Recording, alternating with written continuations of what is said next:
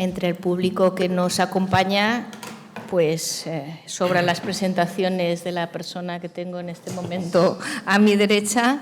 Es Jorge Olcina, es catedrático de Análisis Geográfico Regional de la Universidad de Alicante, ha sido presidente de la AGE, especialista en riesgos naturales y en ordenación del territorio, y además pues, es el investigador principal del grupo de la Universidad de Alicante de Clima y Ordenación del Territorio, además de miembro de otros grupos. Gran geógrafo por excelencia y no tengo nada más que decir. Adelante, Jorge. Bueno, muchísimas gracias, Ana. Muchísimas gracias, Joan. Y es un verdadero lujo estar aquí, haber pasado el día, pasar la mañana de mañana también aprendiendo, ¿no? Bueno, nuestra ponencia también es coral y lo más interesante lo han aportado María Jesús Perles, de la Universidad de Málaga, Juan Pedro Martín Vide, de la Universidad Politécnica de Cataluña. Ellos dos van a trabajar más en la primera parte de lo que yo voy a exponer o han trabajado más. Estamos en una ponencia que aunque casi cerrada, está todavía siempre en reflexión, ¿no? Y en aportación de ideas. También Sofía González, porque ahora os explicaré un poco la dificultad que ha tenido montar esta ponencia con el título que propuso tanto el profesor Joan Romero como Ana Camarasa, ¿no? Sofía González es la técnico responsable, directora de Protección Civil en la delegación del Gobierno de la región de Murcia y es una de las especialistas que tiene España en los programas de protección civil a nivel europeo e iberoamericano, ¿no? Y es una de las piezas importantes que hemos tenido en el equipo, junto también a Francisco Espejo, sección de estudios del Consorcio de Compensación de Seguros, un organismo al que hemos oído mucho hablar estos últimos 3 meses y que ha aportado sensatez, mucha sensatez, a uno de los puntos que hemos considerado importantes abordar en nuestra ponencia.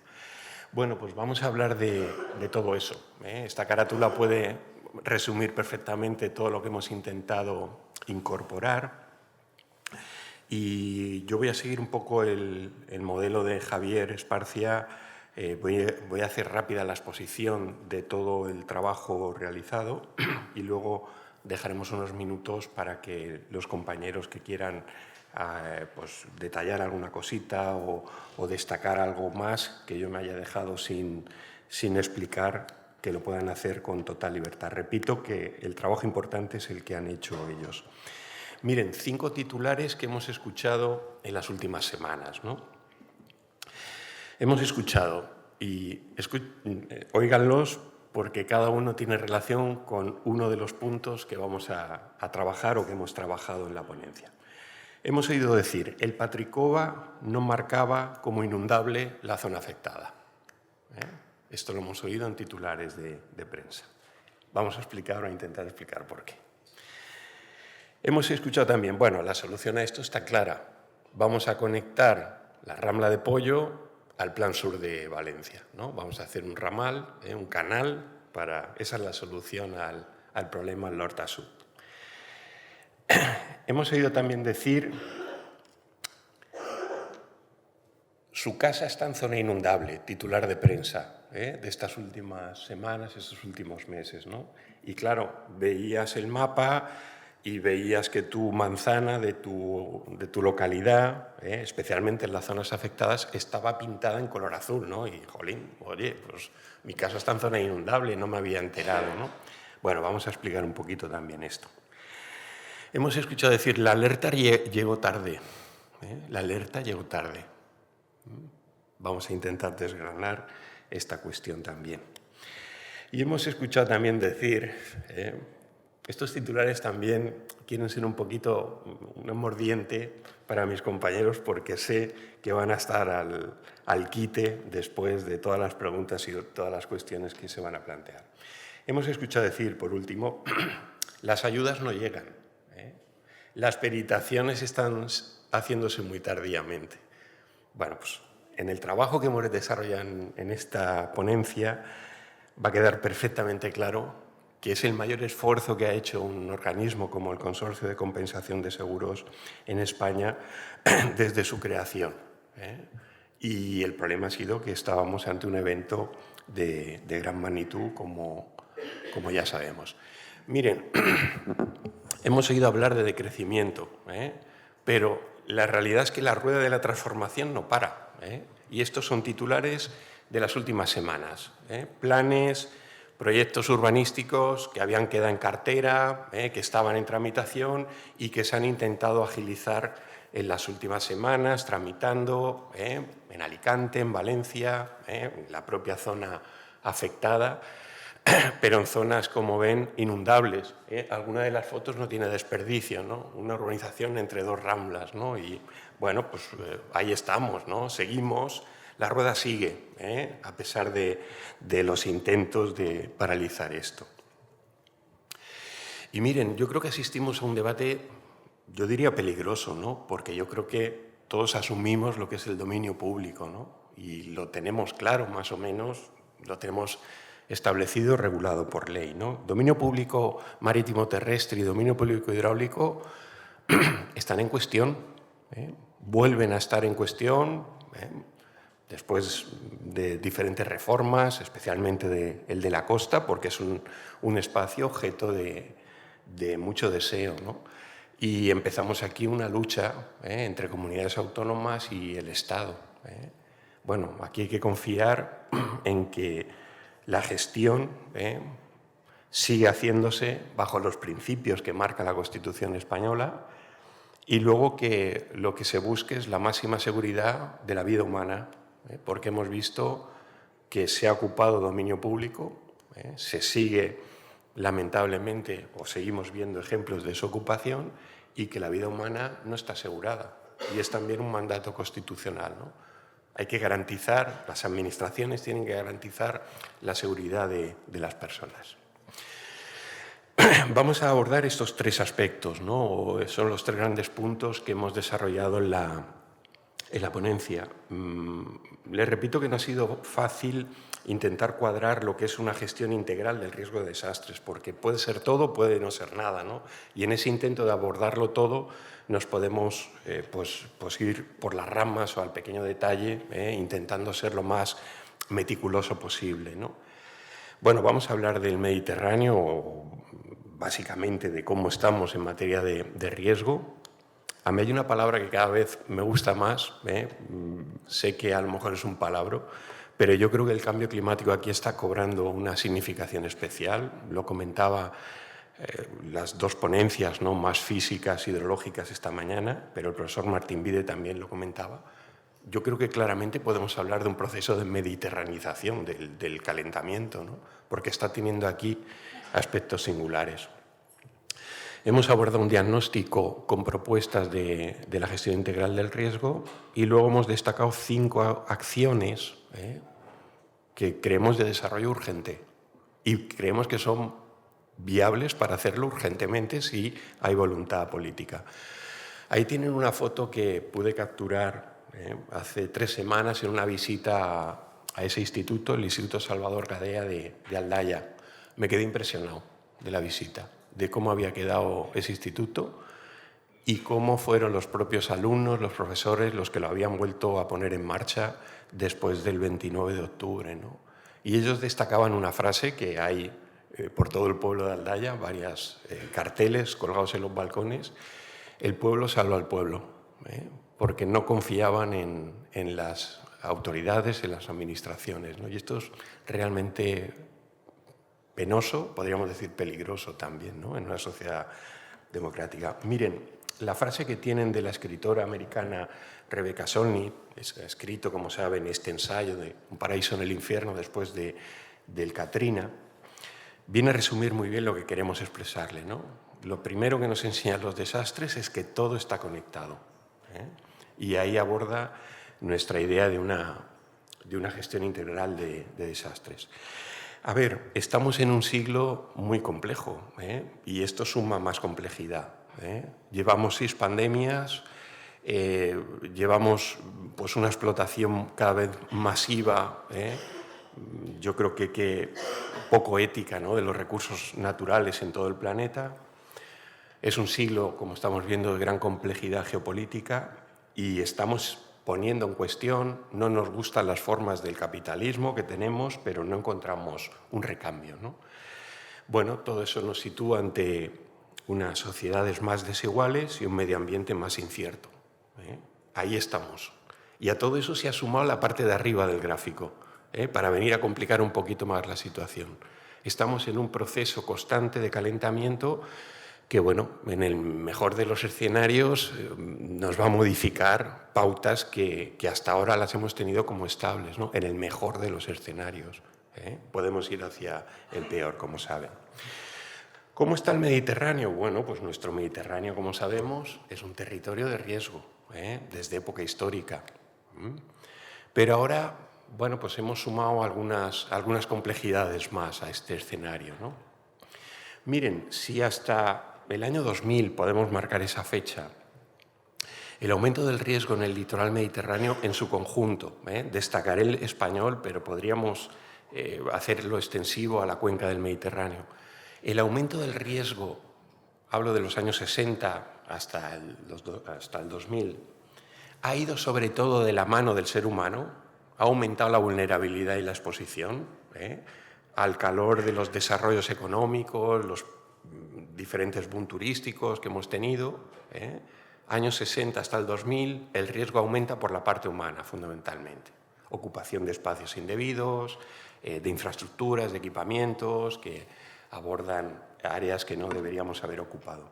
A partir del 2000 la situación empieza a cambiar, o se añade un factor que hasta ahora creíamos controlado, la peligrosidad natural, el efecto del cambio climático.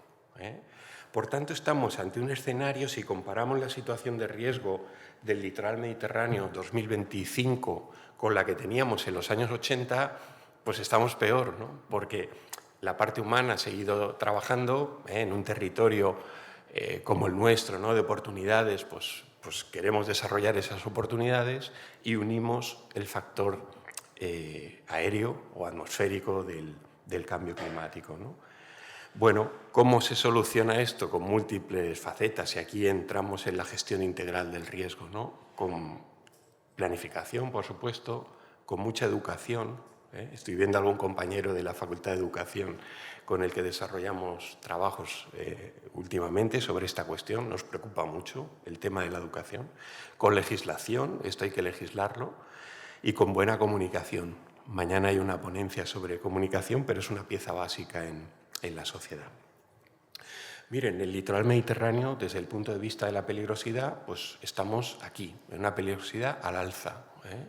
Esta dana nos ha mostrado, aunque ya no la dana, la de la Vega Baja también, del 19, que hay dos aspectos que ya podemos establecer una relación bastante sólida entre el evento extremo ocurrido y el proceso de calentamiento.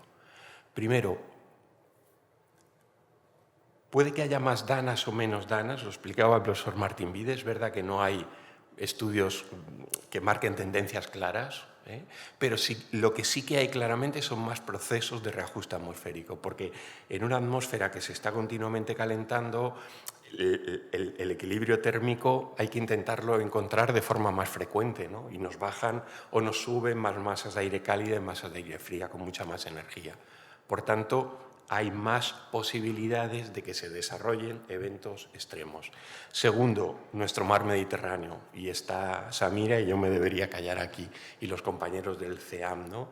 O está María José López y sus estudios e investigaciones desde hace años, ¿no? La primera tesis que se hizo sobre teledetección de las temperaturas del agua del mar. Pero es un hecho que está ahí. El mar Mediterráneo se ha calentado el doble en 40 años que lo ha hecho el aire superficial, ¿no? El aire suprayacente a la cuenca marina, ¿no? Y esto es un problema que tenemos ahí. Y esto altera intensidades, aumenta los disconfortes, porque el agua del mar la tenemos muy cálida durante mucho tiempo a lo largo del año.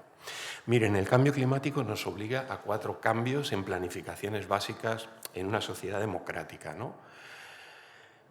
cambios en la planificación territorial, querámoslo o no, tenemos que adaptar todo a este nuevo escenario. Cambios en la gestión del dominio público, marítimo y marítimo, terrestre e hidráulico. Y eso significa cambio también en el recurso que se gestiona. Se ha estado hablando de las arenas, de las playas, también de la cantidad de agua. Ya no podemos planificar sobre la oferta, como se ha hecho tradicionalmente en nuestro país. Cambio en la planificación económica, y lo han abordado magníficamente las dos ponencias económicas de esta tarde, turismo y agricultura. El turismo va un poquito más avanzado en esto, o por lo menos hay, como bien ha comentado el grupo que ha trabajado, empieza a haber alguna experiencia, ¿no? Pero a la agricultura le cuesta más empezar a adaptarse a esta realidad. Al contrario, lo comentaba muy bien el profesor Carles Sánchez, ¿no? Hay mucha reticencia, ¿no? Y ante eso niego lo que está pasando y asumo ese discurso negacionista. Y luego cambio la planificación de emergencias, no por lo que haya ocurrido con la DANA. Ya desde hace años veníamos algunos señalando que todos los planes de gestión de la emergencia había que ir adaptándolos a la nueva realidad. No hay calendarios fijos, la DANA ya no es solo en otoño. Bueno, pues todo esto significa movilización y gestión de la emergencia de otra manera. El marco conceptual de nuestra ponencia ha sido este. Tenemos que caminar hacia lo que nos dice el marco de Sendai, que es, digamos, el marco de la gestión integral del riesgo de desastres. Se ha pasado de gestionar solo la emergencia a tener que gestionar, porque es así, tiene que ser el riesgo de desastres de una manera integral, y en ese contexto estamos. Y a eso el último informe IPCC nos ha presentado otro esquema interesante, ¿no? Tenemos que desarrollar territorios resilientes al clima. Bueno, la fusión de estas dos ideas es la que nos ha llevado a esbozar 5 puntos importantes que coinciden con los 5 titulares que les decía, ¿no? Primero, hemos intentado dar una vuelta, y esto lo ha hecho María Jesús Perles, al análisis de la peligrosidad. La peligrosidad básicamente la entendemos en un evento natural como algo físico, pero hay elementos humanos que alteran ese marco eminentemente físico.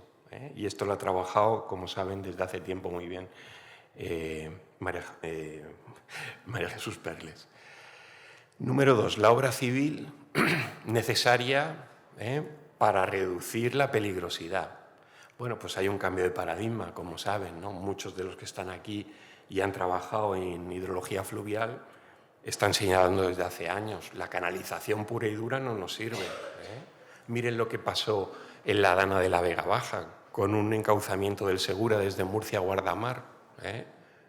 Saltó el pretil y el agua no podía volver Durante más días estuvo el agua en la Vega Baja del Segura. Número 3.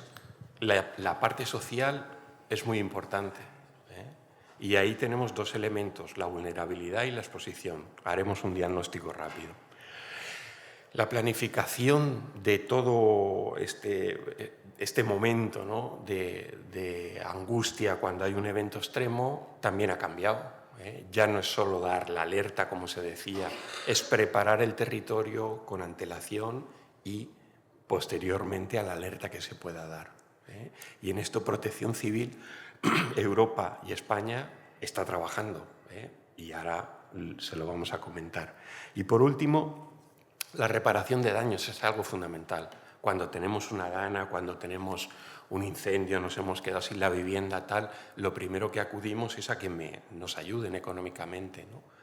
Pero en esto tenemos un buen sistema de aseguramiento, todo, podríamos decir, todo es mejorable. Por supuesto que sí, ¿no? Pero el sistema español es muy potente, de los mejores que hay en el mundo. Mucho más que el sistema americano. ¿Que puede tener mejoras? Por supuesto.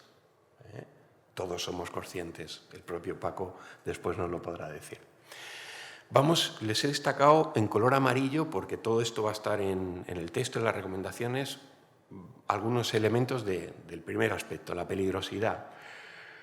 Bueno, pues ¿por qué no está la zona afectada en el Patricova, ¿no? Bueno, pues seguramente por el método de trabajo que se escogió, por la definición de periodos de retorno. Se ha hablado muy bien de que los periodos de retorno, y ahora volveremos a eso, pero las predicciones de inundabilidad no están considerando lo que bien señala María Jesús, el efecto sinérgico del funcionamiento de peligros simultáneos, ¿no? Un mapa de inundaciones ya no puede ser solo un mapa de inundaciones, porque hay movimiento de tierra, porque hay taponamientos, tiene que incorporar también esa cuestión. Las acciones de acción estructural de la peligrosidad no se adaptan en la actualidad a la virulencia de las inundaciones relámpago, a las que están cayendo con esas precipitaciones intensas de más de 150 litros en una hora, ¿no? Y luego hay que destacar que los procedimientos administrativos de gobernanza de la peligrosidad ignoran transferencias espaciotemporales en las áreas causantes del riesgo y en las áreas receptoras del impacto. Dos imágenes o una imagen y un ejemplo puede ser ilustrativo, ¿no? De todos esos factores, cuando vemos un cauce, evidentemente analizamos el cauce, pero hay elementos que modifican ese funcionamiento natural del cauce que también tenemos que tenerlo en cuenta. Luego María Jesús nos lo puede detallar. ¿Y qué recomendaciones? Bueno, pues hay que resignificar el papel de la carga sólida en la hidrodinámica de la crecida, hay que adaptar las cartografías de inundabilidad a las peculiaridades de los territorios, hay que exigir en las cartografías de riesgo de inundación oficiales la incorporación de un mapa de vulnerabilidad y habría que habilitar en España un procedimiento administrativo específico para la reducción del riesgo de desastres. Vamos a la obra civil. Juan Pedro nos ha ilustrado muy convenientemente que a veces las obras fluviales contra inundaciones, pues lo que significan es aportar una sensación de falsa seguridad, ¿no? Tengo ya un encalzamiento, el problema está solucionado, ya no va a haber inundaciones aquí, ¿no? Y entonces podemos seguir incluso planteando más intervenciones en esa zona inundable, ¿no? Por tanto, basar todo en la obra civil de ingeniería hidráulica no resulta conveniente, ¿no? Si hablamos de inundaciones. Lo mismo con los diques para la protección de la costa, ¿no? Pueden ser un complemento, pero no tienen que ser la pieza básica, porque hay que entender que un desbordamiento es un fenómeno natural. El problema no es el río, es el cauce, es lo que encuentra ese cauce en su territorio que ha sido, pues a veces, profundamente alterado por la mano del ser humano, ¿no? Bueno, las presas de laminación también se ha visto que no cumplen en muchos ejemplos el efecto que tenían, ¿no? Por tanto, habría que estudiar muy bien dónde localizarlas, ¿no? Se está hablando mucho de las soluciones basadas en la naturaleza y ya hay ejemplos de ciudades que han apostado por ese tipo de soluciones, ¿no? Sistemas de drenaje sostenible también. Bueno, pues son una medida. Es verdad que eso no te contiene la gran inundación, ¿no? Pero sí que te puede ayudar para el tipo de precipitación de intensidad media, que cada vez está siendo más frecuente en el Mediterráneo, entre 25 o 75 litros en el intervalo de una hora. Bueno, entre las propuestas que nos señala Juan Pedro, priorizar las medidas no estructurales, un tema que incidiré yo ahora, no reconstruir ni volver a habitar zonas que hayan sido gravemente afectadas por crecida. Yo añadiré donde se haya demostrado que puede morir gente, porque así ha sido. Abandonar la teoría de la probabilidad, periodos de retorno, como única medida, ¿no?, para calcular las obras. No hacer nuevas canalizaciones en ríos, en infraestructuras de trasvase, sino reservar, despejar, incluso sacrificar espacio. En esto, aquí hay personas que han trabajado muy bien, el propio Juan Pedro, sobre la recuperación del espacio fluvial. Hemos visto algunos ejemplos. Las plantas bajas de los inmuebles en zonas de riesgo de inundación no deberían ser habitables. Y en el fondo habrá que revisar, hacer un diagnóstico de todas las obras que se han hecho para prevenir inundaciones, ¿no? Incluso las de las presas de contención, porque en muchos casos ya tienen una carga sedimentaria muy importante, ¿no? Esa estadística que nos dice cuánto cabe en esta presa, realmente en España pues está muy modificada, ¿no? No tenemos ya tanta capacidad de almacenamiento. Aquí hay un ejemplo muy significativo que Juan Pedro ha querido aportar sobre lo que ha significado el murete del Plan Sur como efecto de retroalimentación de la inundación en la parte del Horta Sur. Luego Juan Pedro nos lo puede comentar. Y también se está hablando, las cañas, la vegetación, quitarla, no, pues luego nos lo explicará, pero depende del tramo que se pueda actuar, ¿no? Y evidentemente pues hay que tener en cuenta esto a la hora de hablar de la dinámica natural de un río. Vamos a la vulnerabilidad y les quiero mostrar solamente algún dato. Estamos en un territorio muy ocupado. Aquí está casi el 40% de la población en el litoral mediterráneo y el 40% de la población extranjera. Por cierto, a esa población extranjera hay que mandarle también una alerta y hay que hacerlo en su idioma. Y esto también debemos llevarlo en cuenta. Concentramos el 36% del PIB de España.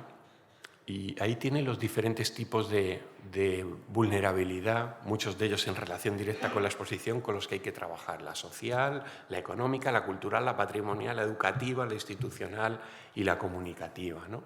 Me voy a centrar en la institucional. ¿Qué quiere decir esto de la vulnerabilidad institucional? Cuando una institución no hace lo necesario para proteger la vida o los bienes de las personas administradas, está sometiendo a esa población a una vulnerabilidad por inacción o por no hacer, por así decirlo coloquialmente, los deberes que debería hacer, ¿no? Bueno, de todos los municipios del litoral mediterráneo, que son varios miles, solo 1.231 tienen planeamiento urbanístico posterior al año 2000. De ellos, solo 623 al 2008. Primera ley del suelo que obligó a tener mapas de riesgo, y solo 278 posteriores al 2015, revisión de la ley del suelo que seguía incluyendo la obligación de mapas de riesgo. Hay una mala interpretación de la cartografía de lo que es un mapa de riesgo, y los planes de ordenación urbana están presentando básicamente mapas de peligrosidad e inundaciones. Eso no es un mapa de riesgo, como hemos visto. Estamos además en un territorio de alta exposición. Bueno, hay muchas estadísticas, ¿no? Y ninguna va a ser la real, ¿no? Pero 200.000 viviendas en el litoral mediterráneo están claramente en zona inundable, ¿no? Cuando les decía eso de los mapas, a ver si tu casa está en zona inundable, eso tampoco se puede transmitir así, porque no sabemos esa mancha que corresponde realmente. Una cosa es tener la casa en un periodo de retorno de 100 o 500 y otra es tenerlo, que es lo verdaderamente peligroso, en la zona de flujo preferente, ¿no? Como nos define el Reglamento de Dominio Público Hidráulico, ¿no? Ahí sí, ahí échate a temblar porque esa casa corre alto riesgo, ¿no?, de que se la lleve. Y en ese gráfico que ven ahí, sobre la localidad de Aldaya, está representado el crecimiento de la zona urbana, desde el principio del 20 hasta la actualidad. Fíjense cuál ha sido el periodo en el que más se ha ocupado, el periodo del boom inmobiliario.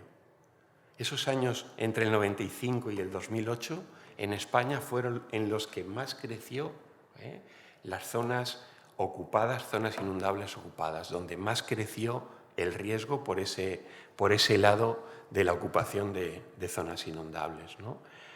Por tanto, miren, consideramos que es necesario que haya una cartografía síntesis, donde se refleje claramente dónde están las zonas de alto riesgo de inundación o las zonas de alto riesgo frente a temporales en el caso de la costa, ¿no?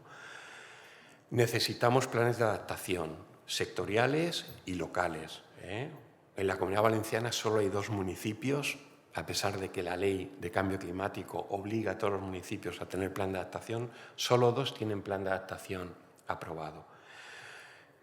El otro, en una reunión con el sector jurídico, ¿no?, al decir esto, claro, enseguida es verdad, que hay un problema, tenemos de tramitación de los planes, ¿no? Planes que tardan 10, 15 años en tramitarse y aprobarse. Pero es verdad que todos los planes que son anteriores al 2000, hoy por hoy no nos sirven. Desde el punto de vista de la adaptación al cambio climático y a la adaptación a los extremos, son planes que ya no nos sirven, que no lo tuvieron en cuenta, junto con otras cosas, que no tenían mapas de riesgo. En algunas comunidades autónomas teníamos un Patricova, ¿no? Pero hay otras que no tenían nada, no aportaban ni un mapa de riesgo, ¿no? Hay que cumplir estrictamente el artículo 22 de la Ley del Suelo. Esta mañana se comentaba, es que antes se pedían unos mapas de riesgo, de inundación, de incendios, tal.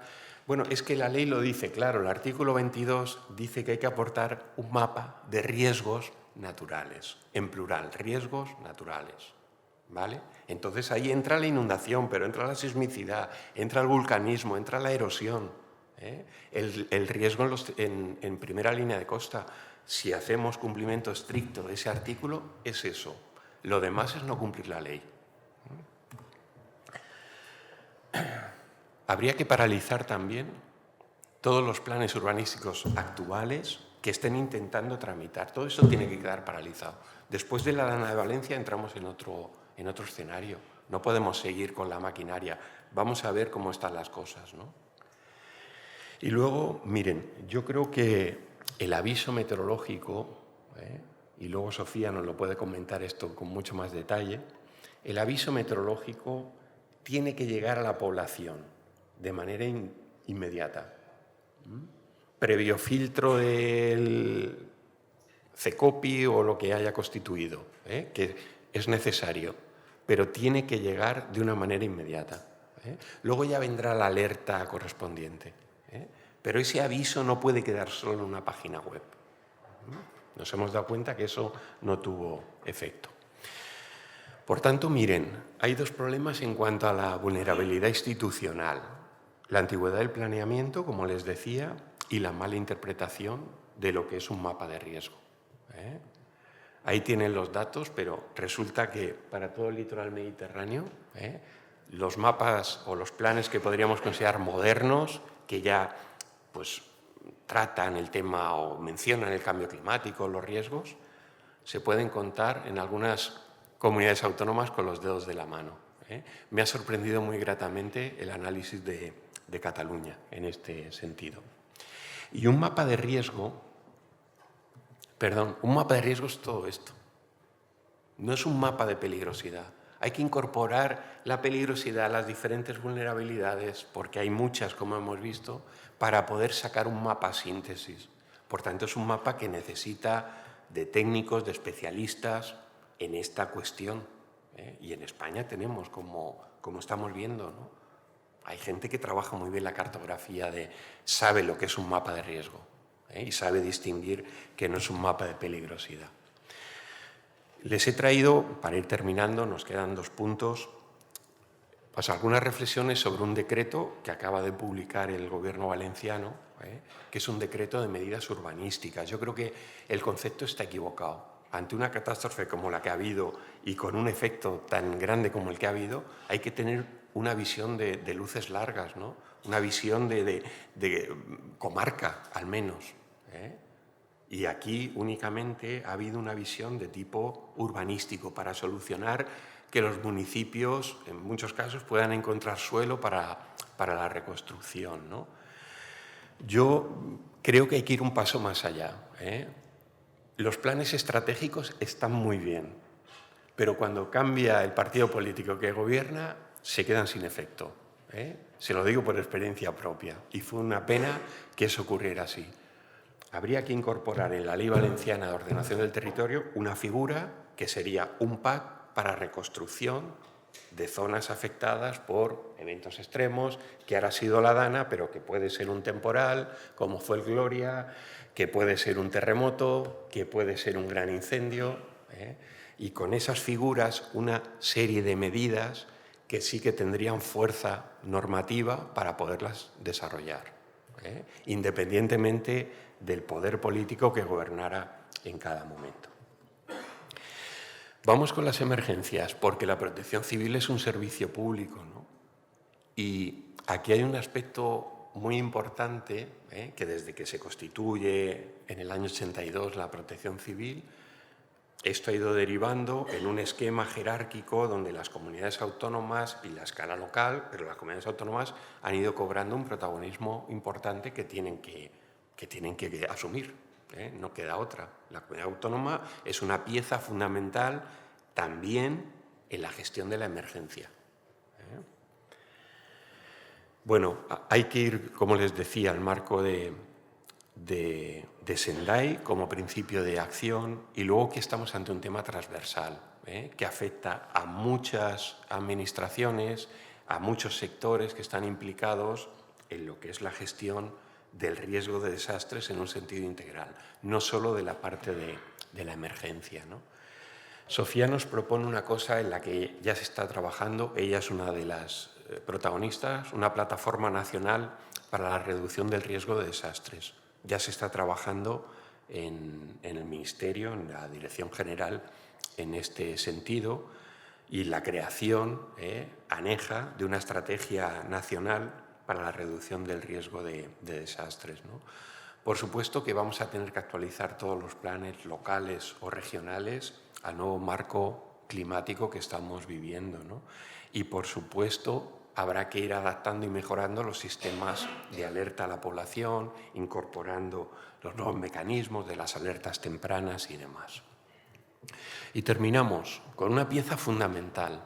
¿Qué pasa cuando ya lo he perdido todo, ¿no? Pues necesito ayuda económica, ¿no? El seguro, como bien nos dice Paco Espejo, es un mecanismo de transferencia del riesgo, ¿no? Y necesita mecanismos de cooperación público-privada, ¿no? Estamos en España seguramente ante el mejor sistema, y esto es así, el mejor sistema del mundo en aseguramiento, ¿no? Basado en ese tipo de mecanismos, ¿no? Y es de los pocos países que, habiendo sufrido eventos extremos muy importantes, se ha hablado estas semanas pasadas que este ha superado al del País Vasco del año 83, a la riada, bueno, pues ha podido hacer frente económico sin ningún problema de quiebra a el aseguramiento, a la indemnización prevista en cada caso para la población, ¿no? Por tanto, yo creo que deberíamos romper una lanza por la acción que lleva a cabo el Consorcio de Compensación de Seguros en España. Fíjense lo que pasó en Estados Unidos después del Katrina con las aseguradoras. El consorcio español nunca ha tenido un problema de ese tipo. Y Paco nos propone, bueno, pues efectivamente hay que reforzar el tema del seguro, que la gente asegure y asegure los bienes por el valor lo más real posible, porque luego vienen los problemas, ¿no? Yo he dado una tal y me están pagando una miseria. Claro, es que tú habías declarado que tenías eso. Por tanto, evidentemente esto supone un encarecimiento del seguro, ¿no? Pero se pueden arbitrar mecanismos de subvención de prima, especialmente para los grupos sociales menos favorecidos, ¿no? Y sobre todo un aspecto en el que Paco ha incidido es que lo que son la tramitación del seguro y la gestión, ¿no? de todo el sistema de aseguramiento no puede nunca ocultar lo que otras administraciones tienen como responsabilidad a la hora de asumir el pago de un coste que genera un evento extraordinario, ¿no? Dicho de otra manera, no es solo el consorcio, Aquí tiene que haber una acción coordinada de ayudas, de dinero que hay que dar a esas poblaciones o familias o individuos en concreto que han sido afectados. Dos últimas transparencias. Miren, por sectores analizados hemos hecho 5 propuestas, ¿no? La primera, revisar la cartografía oficial de peligrosidad. Esto se puede hacer. Esto se puede hacer. Tenemos herramienta técnica y materia gris en España para hacerlo, ¿no? No reconstruir las zonas y no habitar las zonas que hayan sido gravemente afectadas, especialmente donde ya se ha visto que ha muerto gente. Esas zonas no se deberían reconstruir. Esas zonas tienen que quedar libres.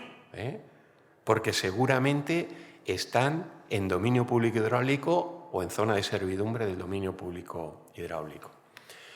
Hay que pegar una revisión al planeamiento municipal. Yo no digo de hacer un plan de arriba abajo, tal, pero al menos en la parte que aborda la estructura del medio físico, eso hay que revisarlo y a partir de ahí adoptar las medidas o las modificaciones que haya que hacer de tipo urbanístico. Crear una plataforma nacional para la reducción del riesgo de desastres, que ya se está haciendo. Y por último, como nos señala Paco, lograr una sociedad más resiliente, ¿no? Sin externalizar a otras entidades los costes de la inacción que algunas administraciones pues, no quieren asumir. Resumimos esto finalmente en 5 propuestas que siguen un principio rector. Sin gestión integral no puede haber reducción efectiva del riesgo. Si yo abordo solo una parte, no tendré reducción efectiva del riesgo, que abundan en la revisión de la cartografía, en la no reconstrucción, en la paralización de los proyectos urbanísticos. Miren, un tema que lo hemos vivido de primera mano, ¿no? Los bulos que han ido circulando por las redes sociales durante las horas de la Dana y posteriores a la Dana, ¿no? Saben ustedes que el Gobierno ya ha aprobado, ¿no?, un mecanismo de sanción para eso, ¿no?, para buscar la responsabilidad. Pero es que eso es necesario, porque si no la sociedad estamos desasistidos ante los bulos que van circulando en las redes sociales de que no pasa nada o se iba a romper esta presa, tal. Bueno, es que eso no puede ser, ¿no? Todo esto tiene que venir de una fuente oficial. Y por último, es verdad que habrá que ir adaptando, mejorando los sistemas de alerta. Miren, hay una palabra que no se ha utilizado, hemos hablado de decrecimiento, de acciones que, bueno, como sociedad tendremos que plantearnos en algunos sectores.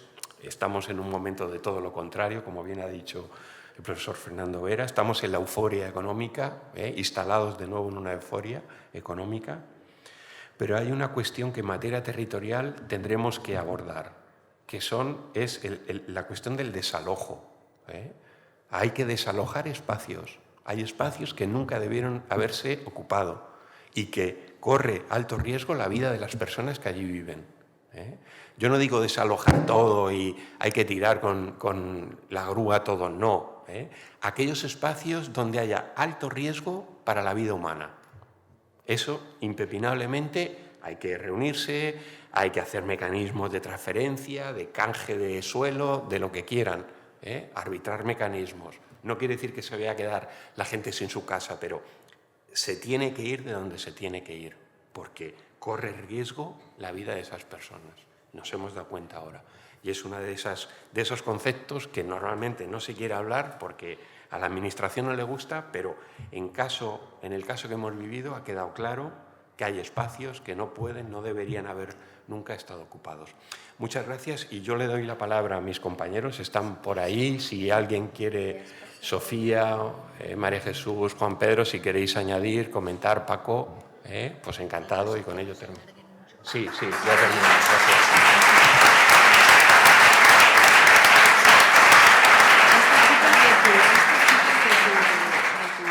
Sí, Sofía González. Muchas gracias, Jorge.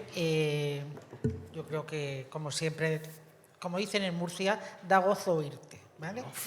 Eso por un lado, y luego, gracias en este caso, desde mi punto, por dejarme participar en este ambiente científico en el que una intenta aportar su grano de arena desde el punto de vista de la toma de decisiones. La realidad nuestra, decía Antonio Gutiérrez hace poco que las situaciones de tiempo extremas se están convirtiendo en situaciones, en la nueva normalidad, ¿no? Las situaciones de grandes desastres también se están convirtiendo, por ende, en la nueva normalidad. Este país, como el resto de los países de nuestro entorno, ha hecho un gran esfuerzo en los últimos 40 años en tener sistemas de emergencia capaces de ir dando respuestas a lo que puede. Sí que es cierto que han ido avanzando a golpe de catástrofe. La protección civil española, tal y como la entendemos ahora, surge de las inundaciones del 82, de la rotura de la presa de Tous y de las inundaciones del País Vasco.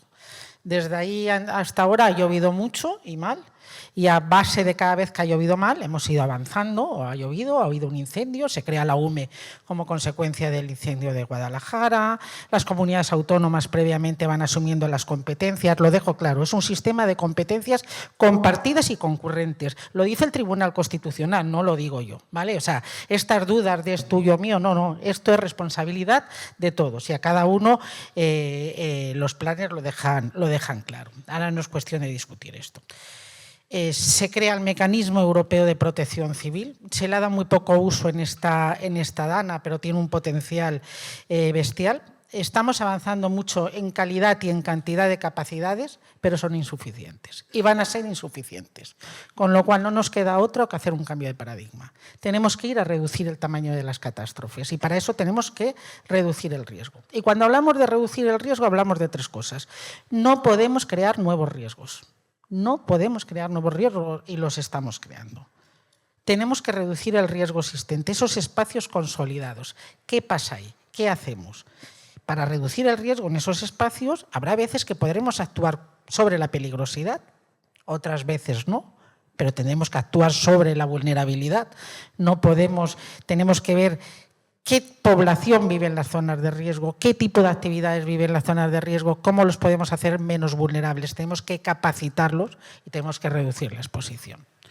Y por último, deciros que Sendai, no venimos a inventar nada, Sendai es un poco la Biblia en esta, es la doctrina, pero es la doctrina internacional de 25 años, es algo que viene de antes, de cuando se empieza a trabajar a raíz del decenio, y nos habla de 4 prioridades de acción en términos de políticas públicas. Tenemos que conocer bien el riesgo, tenemos que tener un buen diagnóstico para poder tomar decisiones. Decisiones básicamente de prevención, tenemos que empezar a prevenir y a eso, a intentar evitar nuevos riesgos y a reducir el riesgo existente. Aún así nos va a quedar un riesgo residual y tenemos que estar preparados para ese riesgo residual, pero como no lo disminuyamos de tamaño, no vamos a ser capaces. Esto no se trata de drones, de 8.000 militares, 10.000 militares, que vengan. No, si ya vienen a quitar barro y a sacar muertos. Y lo más importante, que es en el momento en que estamos ahora, tenemos que reconstruir para mejorar. No podemos reconstruir el riesgo. Ahora mismo yo noto en falta, se está hablando de reconstrucción, un buen diagnóstico. ¿Qué ha pasado? Desde todos los puntos de vista.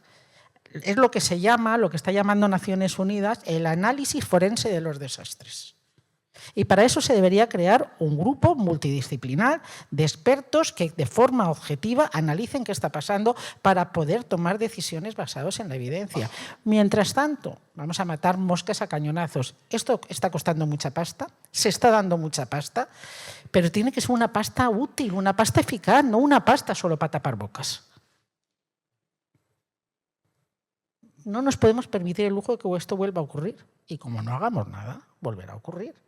Porque los que nos dedicamos al estudio de los riesgos naturales sabemos que es determinista. Lo que ha ocurrido en el pasado, si no modificamos nada, volverá a ocurrir en un futuro y con las perspectivas de cambio climático peor. Con lo cual, bueno, yo solamente quería decir eso y gracias.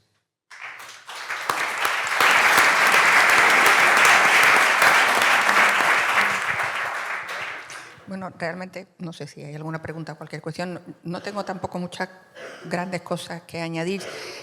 Me gustaría insistir un poco en quizás como, bueno, la necesidad de reenfocar un poco a veces esto desde una perspectiva pues más fenomenológica. Un poco analicemos lo que ha pasado y efectivamente y deduzcamos los errores, ¿no? Y en relación a la parte de la peligrosidad, que es un poco en la que he desarrollado de forma más específica, creo que es que debe llamar la atención el hecho de que sigamos utilizando modelos de estimación de la peligrosidad tan ajenos a la realidad de cómo se producen nuestros eventos, o sea, nuestras inundaciones y nuestras crecidas, ¿no? Y tan ajenos quiere decir que bueno, el lodo es evidente, no ha llegado hasta la bandera, ¿no? ¿Cómo es posible que sigamos dando por buenas cartografías de peligrosidad que están basadas en aguas limpias? Si es que esto en el medio Mediterráneo es de juzgado de guardia. O sea, es sencillamente estamos dando el garante, o sea, el garante a la población, en el caso de que después impidiéramos incluso la urbanización, o sea, hiciéramos caso al mapa de peligrosidad, que eso sería el siguiente capítulo. Pero en cualquier caso, estamos dando carácter oficial a mapas de peligrosidad que están diseñados sin consideración de la carga sólida que es que en los medios resistásicos mediterráneos con nuestras morfodinámicas tan tremendamente activas es simplemente una irrealidad y se le está dando ese carácter oficial. Y sigamos a la siguiente. Tenemos un poco el concepto, un poco todavía la herencia, la inercia, está un poco decimonónica de que esto es un proceso natural. Bueno, un proceso natural que se da en un medio como el Mediterráneo extraordinariamente intervenido, en el que el papel del medio humano no es solo el receptor, que por supuesto este es el tema, claro, la exposición, el medio humano no es solo el receptor del daño, es que es el que interviene en la peligrosidad y la genera, o sea, la genera. No es solo que la induzca, es que la genera, porque claro, la carga que traía en este caso el último evento es que eran automóviles, es que eran mobiliario urbano. Esto no es un riesgo natural, o sea, es un riesgo natural que cuando pasa a un territorio extraordinariamente intervenido tenemos que analizarlo con otros parámetros, con otro enfoque y con otros modelos. Y si no lo hacemos, o sea, si no lo hacemos con este tipo de evidencia, ¿qué aprendemos de lo que observamos? O sea, esto es un modelo que no nos vale y que seguimos dando por garante. Con independencia de después, pues otras muchas cuestiones. Claro, la evaluación de riesgo en España se produce a través de la ley de impacto ambiental. O sea, démonos cuenta que lo que regula no es una ley de riesgo, que es lo que debería haber, porque el procedimiento tiene una entidad de repercusiones en nuestro entorno que parece mentira. O sea, hago un plan y el plan se evalúa a través de la evaluación ambiental estratégica y ese plan en ese plan se analiza qué nivel de riesgo pueden recibir esas acciones que se propone, esa urbanización, por ejemplo. Bien, pero no se analiza, por ejemplo, qué nivel de riesgo pueden generar. O sea, que pueden recibir sí, pero que pueden generar no. Por tanto, pues muchas de las actuaciones que se hacen, quiero decir, cuando construyo un puente con una luz reducida y después se genera un atasco porque no he considerado que va a haber carga sólida ni aportes de restos vegetales, ni automóviles, se produce un atasco, se produce un colapso, se produce un pico de crecida y todo esto no está regulado. No está regulado. O sea, la capacidad que tiene la acción humana de generar peligro, de incrementar el peligro, no está regulado porque la ley de impacto ambiental lo que dice es que evalúes qué nivel de riesgo puedes recibir. O sea, analizamos el riesgo desde el punto de vista del impacto. Obviamente hay que hacerlo, pero realmente no hay... la ley de impacto ambiental está pensada para ver qué repercusión tiene una actividad en el medio ambiente, pero no qué repercusión tiene esa actividad en la generación de riesgo. Es lógico, es que no es una ley de riesgo, es una ley de impacto ambiental. Y si nos damos cuenta, este es el circuito por el que nosotros analizamos el riesgo. Es un circuito fallido, porque es muy indirecto, En fin, bueno, estas son una de tantas de las cosas. Juan Pedro.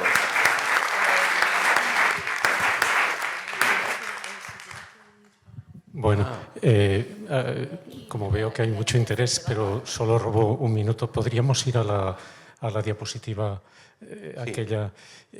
Completamente concuerdo con María Jesús sobre todo esto. Los coches han sido la gran novedad de este episodio y la foto que yo tenía era para señalar cómo la obra pública, yo soy ingeniero de caminos, la gran obra pública de la que se ha dicho con razón que ha salvado a Valencia, sin embargo, con toda probabilidad ha agravado la inundación en la Horta Sud.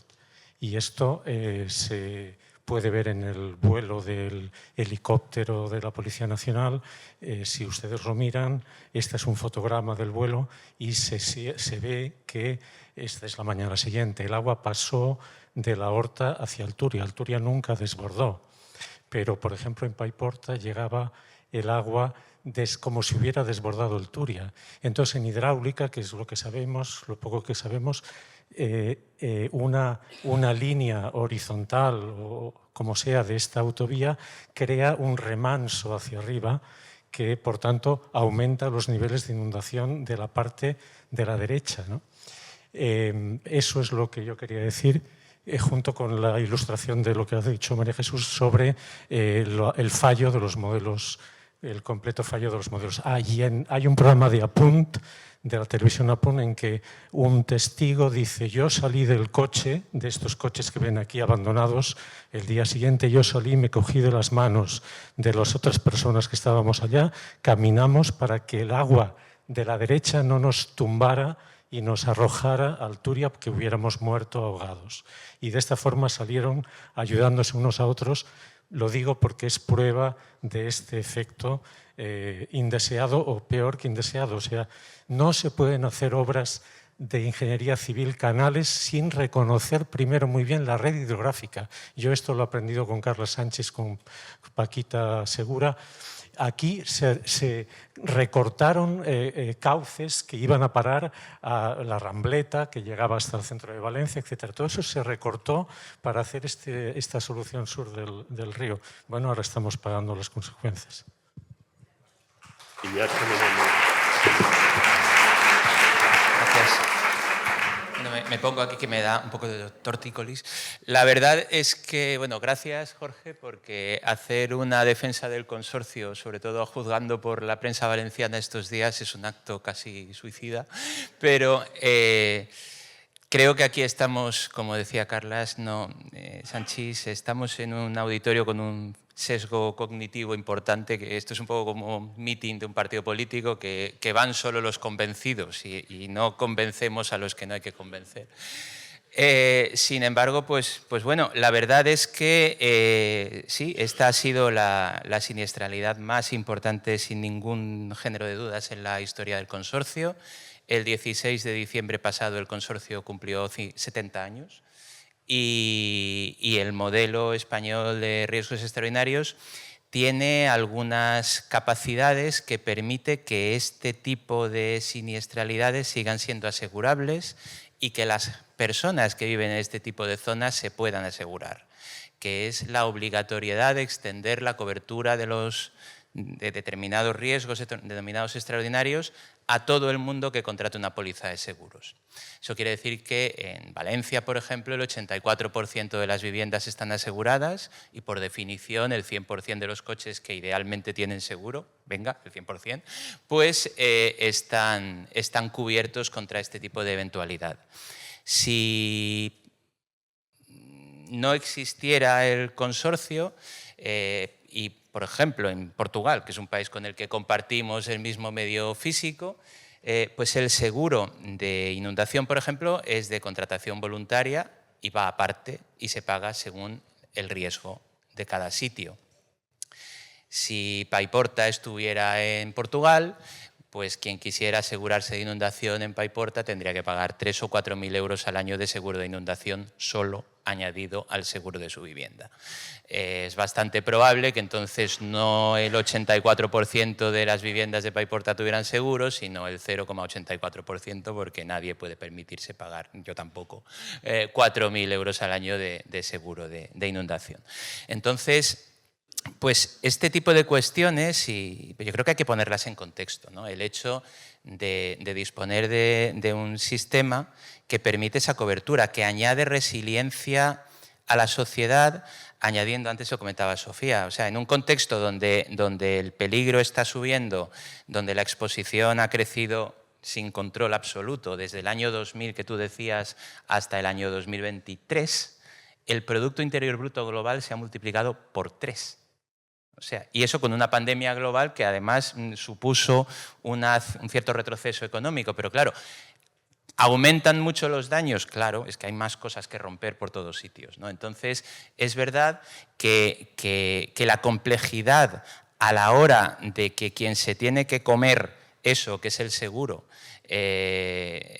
pueda hacer la digestión de estas catástrofes es muy grande, y lo que está pasando en muchos sitios es que el seguro está fallando. Incendios de Los Ángeles, California, huracanes de Florida. La gente tiene que pagar miles o decenas de miles de euros de prima de seguro al año y no los paga. Y el seguro se quita del sitio, pues porque si tú no tienes prima, no puedes pagar siniestros. El modelo español, y por eso nos llaman desde California, desde Estados Unidos, desde Grecia, hasta Fiji he ido yo a explicar el sistema español, pues tiene la peculiaridad esa de la mutualización entre todos y de la solidaridad entre todos los españoles. Los 120.000 vehículos que se han visto afectados por la DANA han pagado una prima de aproximadamente 300.000 euros al consorcio. Probablemente el consorcio pague en vehículos del orden de 1.000 millones de euros. Entonces, eso es un mecanismo de solidaridad entre todos. O sea, se hacían por ahí propuestas de hacer un fondo de catástrofes. Existe y se llama seguro de riesgos extraordinarios. Hay un componente básico de autoprotección que es que la gente tenga conciencia y se asegure. Entonces, ya está inventado. Y por otra parte, además, nunca hemos tenido tantos siniestros y nunca hemos ido tan rápidos pagando. O sea, a día de hoy hemos superado el 50% de todo. Para que también os hagáis una idea, el seguro en otros países, y no estoy hablando de Camerún ni de Mali, estoy hablando de Alemania o de Estados Unidos, pues tarda entre 1 y 3 años en pagar todos los siniestros de este tipo de siniestralidades grandes. 3 meses y un día más tarde hemos pagado el 50% de las solicitudes. En coches y viviendas se va más rápido. En otros elementos, pues como los riesgos industriales, son muchísimo más complejos de peritar, tardaremos más porque esto es un proceso, es un seguro. No podemos repartir dinero con una furgoneta soltando billetes por ahí. Entonces, tenemos que hacer una peritación y tenemos que evaluar el daño porque, entre otras cosas, estamos jugando con el dinero de todos los españoles que se ha puesto para eso. Entonces, pues nada, lo que decía, volviendo un poco al hilo. Somos en este contexto de aumento de exposición y de aumento del peligro por el cambio climático, con el Mediterráneo a 30 grados, pues esto es una bomba relojería absoluta. El único medio que queda es reducir la vulnerabilidad y, por supuesto, no aumentar más la exposición.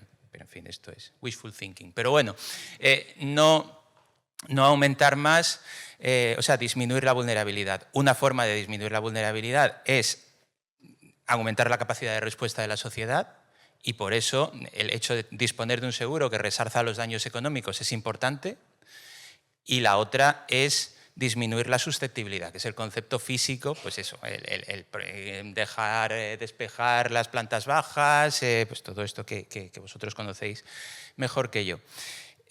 Lo ideal de todo esto es que esto evolucione, la resiliencia económica que aporta el seguro evoluciona hacia una resiliencia física. Y en ese sentido, pues por ejemplo, nosotros compartimos datos con todas las instituciones y con todas las entidades, incluso las locales, que tienen interés en disminuir el riesgo, porque de hecho los datos del seguro son de las mejores fuentes de información a la hora de poder elaborar estudios de coste-beneficio de alternativas, la Dirección General del Agua utiliza los siniestros del consorcio para la delimitación de las áreas de riesgo potencial significativo de inundación, etc. Es decir, lo ideal es que entremos en una espiral virtuosa de que las partes que funcionan bien del sistema, que por supuesto, como decíamos en la presentación, hay que cuidar, porque aunque el consorcio tiene bastantes espaldas, no es Superman, el sistema hay que cuidarlo y tratarlo con cariño. Y eso pasa pues, por reducir la susceptibilidad y por evitar los daños físicos en la medida de lo posible. Y muchas gracias. A ver, sí. Voy a tomar un momentito, voy a tomar el mando porque esta exposición no la he querido cortar, muy interesante, pero ha gastado 1 hora, el doble de lo que se suponía. Muy bien, no he querido cortarla. Felicitaciones a los que han expuesto, pero el profesor Esparcia debe, por cuestiones logísticas, debe de dejarnos en poco tiempo, en 15 minutos. Por eso, porque vive en un espacio rural y tiene que aprovechar el transporte público, ¿no? Para no aumentar la huella de carbono. No hay transporte privado, exacto, hay transporte público. Entonces, sí que rogaría que empezáramos el debate con las preguntas relacionadas con la primera ponencia y luego pues con la de Jorge. ¿Alguien? Sí, por allí, por favor, hay una palabra pedida.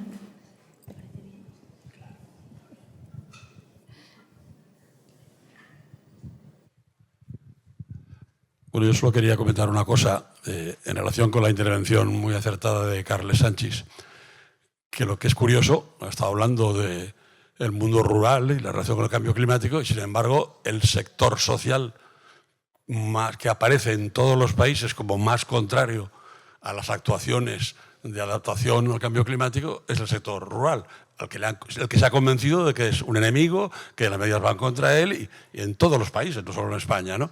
Entonces yo quería un poco que me explicaran cuáles son las causas de ello y cuáles son las maneras de contrarrestar eso, porque si no es difícil que tengamos éxito en lo que se plantea, ¿no? Muy brevemente, yo creo que aquí hay, por un lado, me había tomado alguna nota precisamente pensando en esa cuestión. Por un lado, son necesarias acciones de educación y formación de esos sectores rurales, pero hay que ponerles delante dinero. Y la sociedad tenemos claramente que admitir que hay un coste económico para compensar. La palabra clave es compensar, compensar de manera justa el esfuerzo que les estamos pidiendo al sector rural. Básicamente, Carles. Pero ciertamente es muy complicado convencer a la sociedad en general de ese sobrecoste que tenemos como sociedad y muy complicado convencer, sobre todo por lo que comentaba Jorge, desinformación y bulos, la manipulación que hay del sector rural, que es creciente desde hace ya algunos años. Sí, Carles. Sí, yo por continuar un poco. Yo creo que hay tres cosas. Una la habéis citado muy bien y es la cuestión de cómo combatir la desinformación, los bulos. Incluso yo creo que es absolutamente imprescindible el tema de abordar reformas legales en ese sentido. Yo ahora lo he padecido haciendo unos comentarios en un podcast de la revista Método sobre las cañas, en las cuales yo hablaba primero que había que retirarlas, etcétera. Entonces se me cortaba y luego decía que en este caso no habían tenido ninguna incidencia porque cuando hay 3.000 metros cúbicos por segundo ya puedes poner todas las cañas que quieras, que el desastre está ahí, ¿no? Y en redes sociales me empezó a caer la del pulpo. Es decir, y mi familia tuvo que ver todas las barbaridades que decían sobre mí, ¿no? Entonces, a esto hay que ponerle coto. Eso es lo primero, combatir los bulos y legislar para ello. Lo segundo es que necesitamos ayuda de los medios de comunicación y de la neurociencia. La neurociencia en estos momentos está trabajando mucho en estas cuestiones sobre cómo construir o deconstruir discursos tóxicos sobre el cambio climático. Y ya hay trabajos sobre esto y yo no soy experto en el tema, pero cada vez que oigo algo conectando neurociencia y cambio climático, levanto las orejas. Creo que es un tema que necesitamos abordar. Y luego la tercera cuestión es que tenemos que sentarnos con ellos. Tenemos que escucharles. Lo comentábamos hace un momento. Es absolutamente necesario que en nuestros proyectos tengamos tareas de participación, de buscar esos puntos de encuentro, de dialogar, de hacer muchos talleres participativos, pero no talleres participativos de ir allí a ver lo que sacamos para hacer el paper, ni de ir allí a ver cómo les convencemos. No, a escuchar y a llevarnos ideas de ahí, porque nos van a dar muchos argumentos y muchas metodologías para poder trabajar y poco a poco tratar de avanzar en esta cuestión de difundir lo que la academia está viendo, está observando y probablemente es más consciente que otros sectores frente a la tarea ingente de desinformación que se hace desde otros puntos de vista.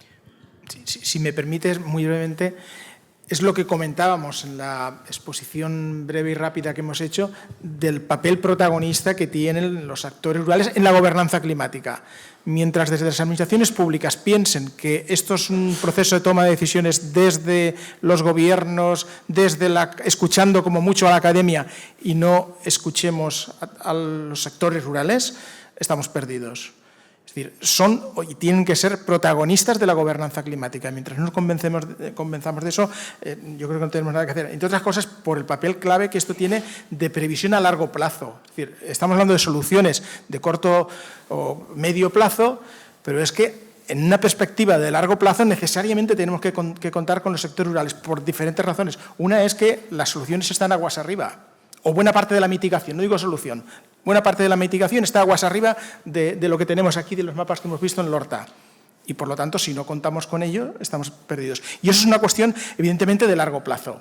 Y ahí tenemos muchas políticas y muchas posibilidades, como lo comenta Julia, por ejemplo, en todas esas medidas de intervención blanda. No se está haciendo nada. Y eso tiene un coste también. Y hay que educar y formar a nuestros sectores rurales de que eso es importante y hay que pagarlo. Gracias. Yo tengo una duda, pero no es una duda específica, sino un planteamiento o un pensamiento, ¿no? Yo soy de pueblo y soy de la zona del norte de Alicante, que bueno, estamos sufriendo hace mucho tiempo con las cerezas, que hace 5 o 6 campañas que no tenemos, la chilella fastidiosa, que muchos agricultores se han quedado sin su producción. Y sobre todo como que se está notando en ciertos municipios o en ciertas áreas que el cambio climático es una realidad por esto mismo, porque ya no es casualidad que 2 años no haya producción, sino ya son 5 o 6 años que están llegando plagas que antes o no se sabía que había o no se investigaba, lo que sea. Pero también el tema de las subvenciones. Para un agricultor medio, como son los pequeños latifundistas que tenemos nosotros en el litoral mediterráneo o en el área mediterránea, que no tenemos grandes latifundistas, no llegan a esas subvenciones o no se les aplica bien o no saben llegar porque no están capacitados para llegar a ellas. Por tanto, no sé, es el hecho también de ser realistas de la realidad del campo, de los pequeños agricultores que tienen 4 campos y que, dado el cambio climático, están viéndose las consecuencias que tiene el cambio climático en las pequeñas regiones mediterráneas que tenemos aquí, pues que están llevando al abandono rural del campo, porque es que están desapareciendo las cooperativas, que era el pequeño reducto de organización, y la realidad del campo, según mi punto de vista, que vivo allí, es esa, que se está perdiendo la esencia porque no se está llegando a él. Y por eso, pues al final aparecen los discursos anticambio climático, pero no entendemos la realidad, creo yo. Sí, contesta, Chema. Bueno, voy a hacer un análisis, si me permiten, voy a hacer un poco de política, una ciencia, pero ciencia política, en fin. Bueno, el caso es que el sector agrario, en monto de fondos, es un sector muy subvencionado. El sector, otra cosa, son las disparidades que hay enormes entre grandes explotaciones, entre cultivos, orientaciones productivas. Por tanto, pero hay un problema, hay unos problemas estructurales, y yo lo que quiero poner en evidencia es que tenemos unas administraciones con muy poco músculo para apoyar al sector agrario en esa empatía necesaria y en esas transformaciones que son necesarias, porque si tú dices, te voy a subvencionar un único esquema, porque así te preparas y frente al cambio climático, ellos tienen el esquema y entonces dicen, no, pues mira, aquí está la normativa, la página web, lo tomas o lo dejas, estas son las normativas, pero lo que necesitan es alguien que les explique por qué. ¿Por qué? ¿Por qué tengo que hacerlo? ¿Por qué me conviene? Y eso no lo tenemos. Hay falta de músculo en la administración pública. Para subvencionar hay que tener técnicos. Sin técnicos, sin personal, no se puede subvencionar. Y es un problema que yo creo que de la administración, de algunas administraciones autonómicas, voy a decir. Gracias. Yo añadiría, si me permites, Chema, muy brevemente, además de esa falta de músculo, creer. Primero, creer en algo. Porque cuando una administración pública regional tiene delante de sí un plan de desarrollo rural y puede decidir jugar más en unas líneas o en otras, voy a ser simplista, en una línea productivista o en una línea, digamos, más ambientalista, ¿por qué están optando? Ahí tenemos la PAC con mucho margen de maniobra. ¿Por qué están optando las administraciones públicas? Probablemente porque tienen su demanda y tienen sus votos también en esa línea más productivista. Pero luego hay margen de maniobra en esa famosa caja verde de la PAC y en esa línea de acciones ambientales. ¿Estamos suficientemente concienciados para esto? Es que yo creo que no, ni estamos concienciados, ni los responsables públicos, ni probablemente hay capacitación técnica en la línea que comenta Chema de músculo en la administración para avanzar en esa línea. Y probablemente tampoco hay una educación social suficiente para que eso sea así. Y lo que nos está demandando la sociedad es avanzar en esa línea, digamos, productivista. Claro, en ese contexto, la empatía es que es difícil porque tampoco por arriba tenemos creencias ni capacidad, con lo cual realmente es complicado. Y yo creo que pues, es tan importante avanzar en la línea de formación. Primero, creer, estar convencidos, y nuestros responsables públicos yo creo que no lo están, y a partir de ahí un proceso de percolación hacia abajo, de educación social y de formación para nuestros agricultores, a los que hay que decirles que siempre han sido productores, que tienen que competir, la PAC les está empujando a que compitan, pero tenemos que decirles también que tienen otras funciones y que les vamos a compensar por esas funciones. Y eso yo creo que va a ser un proceso muy costoso y probablemente a largo plazo, por desgracia. Disculpar, que no... Aquí había una... perdón. Sí, mi pregunta era sobre un comentario que has hecho que me parecía muy pertinente, sobre el abandono de las actividades. Yo tengo la sensación, estamos hablando de actores rurales, pero mi pregunta es, ¿hay actores rurales en mucha parte del territorio rural del interior del Mediterráneo? Porque cuando estamos hablando de pastoreo extensivo, cuando estamos hablando de cultivo de secano, simplemente es que creo que llegamos tarde. Es que creo que no hay gente en los pueblos que haga esas actividades. Vamos, la realidad que yo me encuentro en la zona del Alto Segura y realmente hablas con los pastores y dices, bueno, cuando yo lo deje, mis hijos han estudiado, muchos de ellos están aquí en Valencia y esto se cae. Hablando con colegas de ingeniería forestal, te dicen, es que llegamos 30 años tarde, es que estos planteamientos los estamos haciendo, no hay gente que los ponga en práctica. Y sí, hay el neoruralismo, yo pues soy un neorural, pero eso no es escalable. Sinceramente, vamos a ser sinceros, no es escalable. Entonces me gustaría saber tu opinión sobre esto. Tengo un apunte sobre la PAC. Yo he sido incapaz de ir a la oficina comarcal agraria y enterarme cómo pedir la PAC. Y digo, sí, lo mismo, yo estoy trabajando en Europa, lo mismo, algo de esto lo he escrito yo y es imposible. Es imposible, es que es una cosa que, claro, al final tienes que depender de unos gestores del banco para que te lo haga, aparte del sistema de derechos. Es una cosa, de verdad, si queréis vivir una experiencia kafkiana, intentar ir a una oficina de comarcal agraria, pedir la PAC para un cultivo de 2 hectáreas de almendro secano o de 3 hectáreas de viña. A ver, voy a ser simplista otra vez. Carles, en su intervención inicial aquí, ha dicho que tenemos la batalla perdida de la competitividad. Evidentemente, ni el pastor ni la agricultura de secano son competitivas. Ahí no hay nada que hacer. Pero yo quiero pensar que hay margen de maniobra con la compensación. Es decir, o desarrollamos mecanismos de compensación y al señor que nos vende una oveja en el interior, si esperamos que sea competitivo económicamente, sabemos que no tiene nada que hacer, o le triplicamos el precio o allí no hay pastor. Y triplicarle el precio, ¿de dónde viene? ¿Del consumidor? Pues probablemente no. Tendremos que habilitar mecanismos de compensación que vengan, pues no sé si vía impuestos o vía reorientación de subvenciones o ayudas de la PAC, pero o habilitamos eso y compensamos desde el punto de vista económico para que esa gente pueda vivir y trabajar, o no hay nada que hacer.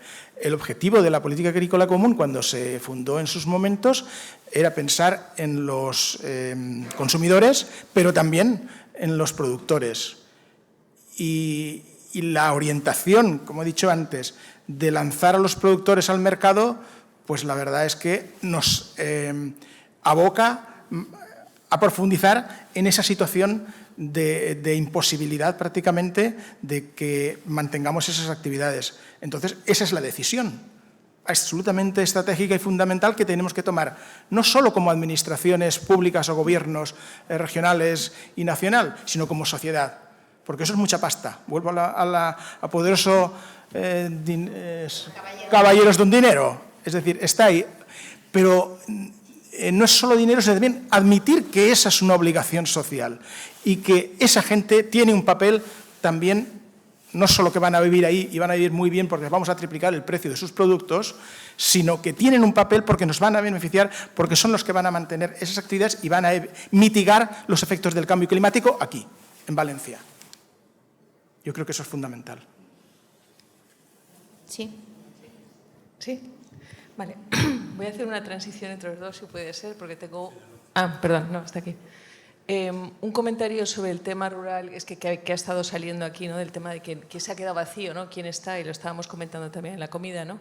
Yo en los distintos proyectos, y no tanto en el área mediterránea, pero en otras partes de España, y me imagino que aquí será parecido, uno de los retos principales es para aquellos jóvenes que quieren ir al territorio rural y empezar una actividad agraria, es la falta de acceso a la tierra y falta de acceso a la vivienda. Es uno de los dos grandes retos que no se han mencionado, pero que dicen, porque la gente se jubilan, pero no venden las tierras, se van del pueblo, pero no venden la casa. Entonces es muy difícil para los jóvenes que quieren empezar un proyecto en un territorio, en una zona rural y tal, el de acceder a tierra y acceder a vivienda para empezar un proyecto empresarial de lo que sea en el ámbito rural agrario. Es una cosa simplemente Y luego en las segundas, dos pequeños apuntes. Bueno, primero han sido un final fantástico, un día interesantísimo, o sea que enhorabuena a los dos. En el tema del Consorcio de Compensación de Seguros, que efectivamente es un modelo a nivel mundial, me preguntaba en cuanto a las posibles medidas, ¿no? Decías, si igual que en el ámbito agrario, por ejemplo, en muchos casos el consorcio no compensa en situaciones de sequía, por ejemplo, si los agricultores no están asegurados, o sea, que las compensaciones públicas de pérdidas por sequía algunas veces se condicionan a que el agricultor esté asegurado, ¿no? Existe una especie de condicionalidad.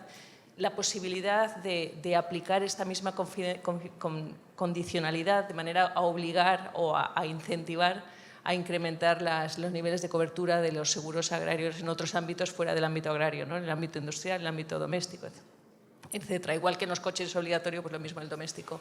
Y en último apunte, ya sé que es muy difícil y nos ha pasado a todos, ¿no? Elegir 5 recomendaciones de todas las miles de recomendaciones, pero un tema que ha salido esta mañana y yo creo que en vuestro ámbito, Jorge, es importante, es el tema de las capacidades sociales. Es decir, reducir la vulnerabilidad, una de las cosas que hemos visto es pues, decisiones equivocadas, ¿no? Bajar a por el coche. Entonces yo creo que el tema es, y eso se ha hablado mucho aquí, ¿no? Cómo se ha perdido esa conciencia de riesgo y tal. Esta mañana la frase, ¿no? Si escondemos el riesgo, estamos incrementando. Yo creo que ese es un tema clave que aunque sea un subtema a mencionar, me parece clave. Gracias. Gracias. No, yo no. Bueno, el compañero responde él. Pues de nuevo tomo la palabra, perdón. Bueno, el consorcio no indemniza nada que no esté... A ver, el consorcio tiene dos facetas, una como reasegurador del seguro agrario y otra como asegurador de daños a los bienes y las personas, property, que diríamos. Nosotros no pagamos nada que no esté previamente asegurado, por tanto, es en cuanto a seguro de riesgos extraordinarios, en cuanto a daños a bienes y personas. Por tanto, eso en sí ya es un incentivo para que la gente se asegure. No va a tener, el consorcio no da ayudas, el consorcio indemniza. Y esto pues, no está claro últimamente, pero el consorcio indemniza un seguro en base al capital asegurado que hay. Si uno asegura su vivienda por 80.000 euros, no le vamos a poder pagar más de lo que pone en su póliza de seguros original. Por tanto, más vale que se asegure bien por el valor real, porque eso. Entonces, y luego hay un componente de autoprotección. En España no es obligatorio asegurar tu vivienda o tu industria, pero ya se ve que conviene tenerlo. Con lo cual, pues, bueno, este tipo de situaciones con las que desde luego nosotros estamos más que volcados, pues es una llamada de atención a la conveniencia de adoptar esto. Y luego hay alguna filosofía diferente. O sea, una de las cosas que yo mencionaba también es que las ayudas públicas que se dan no sean un desincentivo para el seguro. Por ejemplo, en el caso del seguro agrario, lo lo asegurable no es indemnizable en ese sentido, es una precondición. Aquí, pues sí que es verdad que muchas veces las administraciones se contraprograman en el sentido de la tentación irresistible que tienen los políticos a ir con la munificencia y tal. Eso en realidad es, en cierto modo, contraproducente. Cierto es que las ayudas que da la Dirección General de Protección Civil no son equiparables a las pérdidas que uno tendría compensadas, y está bien que no lo sean. Pero hay determinadas acciones, como por ejemplo, el consorcio aplica franquicias a industrias y comercios. En esta DANA hemos eliminado las franquicias a la pequeña y mediana empresa, precisamente para ayudar a la recuperación del tejido socioeconómico. Pero las empresas que facturen más de 6 millones de euros tienen una franquicia del 7% de sus daños. Es decir, imaginemos una industria que tiene un daño por 1 millón de euros, que leve me parece en esta situación, tendrá que hacer frente a 70.000 euros. En muchos casos las acciones, la Dirección General del Agua lo ha demostrado en infinitos casos de estudio, las acciones de adaptación de una empresa medianamente grande están del orden de 50.000 a 60.000 euros. Es decir, es un incentivo para que hagan algo para que no se vuelvan a inundar. Pues en muchos casos, cuando se declara zona especialmente afectada por catástrofe de Protección Civil reembolsa esas franquicias a las industrias. Con lo cual, pues, ese tipo, y lo siento, Sofía, por mencionarte, ese tipo de actuaciones, pues en cierto modo suponen un desincentivo a adoptar acciones de reducción del riesgo, que yo creo que cuando se dispone de un mecanismo asegurador potente, como afortunadamente tenemos, pues deberíamos ir más alineados en eso para incentivar el seguro, que existe ese mecanismo. Gracias. Gracias. Vosotros. Vamos a ver. La Ley de Protección Civil, la Ley 17/2015, dice que las viviendas, para poder recibir algún tipo de ayuda, tienen que estar aseguradas. Eso se lo saltan por el arco de triunfo. Ningún político cede a la tentación de presentar el tema de las ayudas públicas. Las ayudas son oportunistas y depende del momento político, se da más o se da menos. Lorca, terremoto de Lorca. 102.000 euros por vivienda sin tener en cuenta la condición económica de la unidad familiar. La Palma, 60.000. La Dana de Valencia, 72.000. La Dana del 19, Real Decreto 307/2005, si eres pobre de solemnidad y tienes una unidad familiar de 200.000 zagales, a lo mejor cobras hasta 15.000 euros si has perdido todas las casas, toda la vivienda. Es oportunista. Y ya está. La infraestructura municipal se ha estado subvencionando al 50%, ahora va a ir al 100%. Vale. El problema de las ayudas públicas, yo lo entiendo, o sea, si fuera política seguro que también haría lo mismo, porque no me voy a...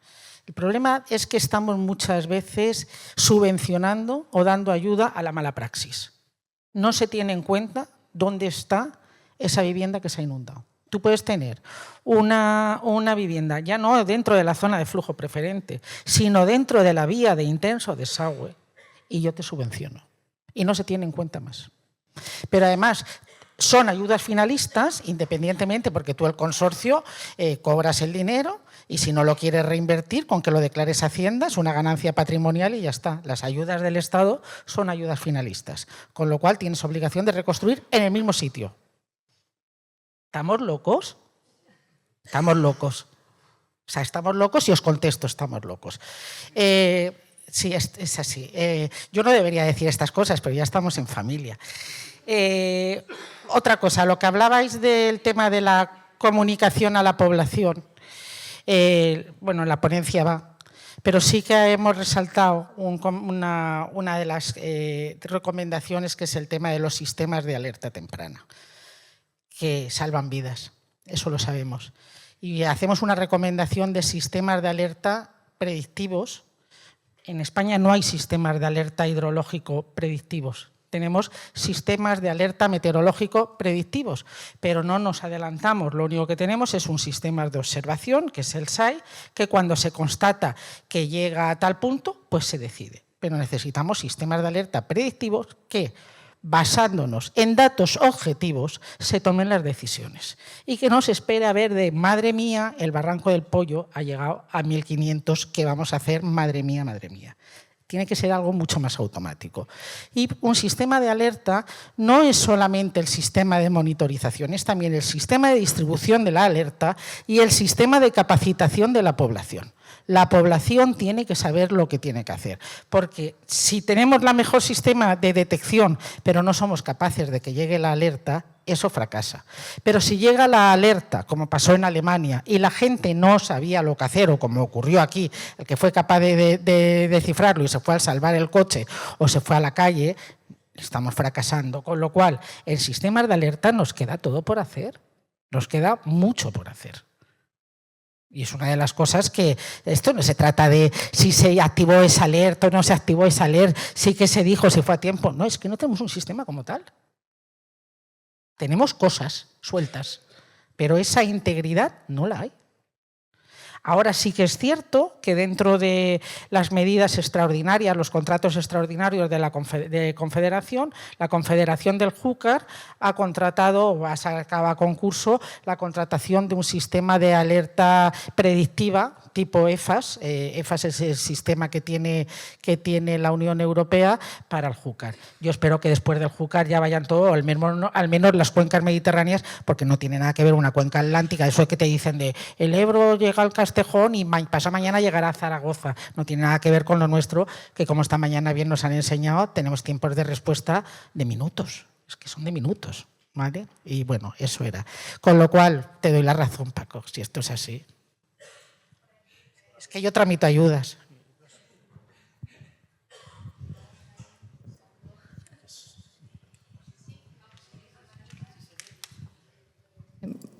Sí, hola, muy buenas tardes. Vamos a hacer la última intervención, si os parece, porque... Yo quería hacerle una pregunta a Jorge en relación a lo que ha comentado de la necesidad de que haya viviendas que no se vuelvan a habitar. Pero claro, si uno va a los datos, tenemos que 15 municipios son zona cero, por tanto son 15 municipios que probablemente todo su término municipal o casco urbano se vio inundado, ¿no? Y luego tenemos los datos del Instituto Valenciano de Edificación, que dice que en estos momentos 1.539 viviendas no son habitables, dicen. De estas, 516 han sido desalojadas, lo cual significa también que hay 1.000 viviendas que la gente está viviendo a pesar de que no son habitables, habría que saber en qué condiciones. Y bueno, de todas ellas, 305 de hecho tienen orden de demolición, ¿no? 1.500 viviendas, pero en realidad muchísimas otras quedaron inundadas. Entonces, en primer lugar, ¿cómo establecemos en qué viviendas se puede volver a vivir o no? Y en segundo lugar, ¿es realmente factible? ¿Podemos trasladar a 1.500 familias de su alojamiento habitual? Y luego tenía otra pregunta diferente, que es, hoy se ha formado el comisariado del Gobierno español para la DANA, el comisariado que preside José María Ángel, y quería preguntar, creo que aquí estáis muchos geógrafos, quería preguntaros si estáis formando parte de los equipos de expertos que en teoría tienen que formular propuestas de reconstrucción de la zona afectada.